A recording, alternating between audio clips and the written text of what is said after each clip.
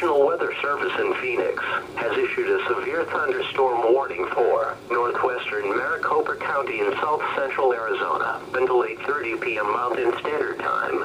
At 7:56 p.m. Mountain Standard Time, trained weather spotters reported severe thunderstorms producing damaging winds in excess of 60 miles per hour. These storms were centered over Wickenburg and moving west at 10 miles per hour. Penny-size hail may also accompany the damaging winds. Locations impacted include Wickenburg, Whitman, Circle City, McGill, and Morristown.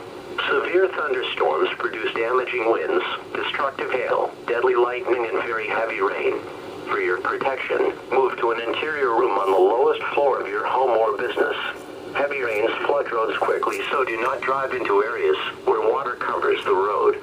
Repeating, a severe thunderstorm warning has been issued until 8:30 p.m. Mountain Standard Time for the following county: Maricopa, Arizona.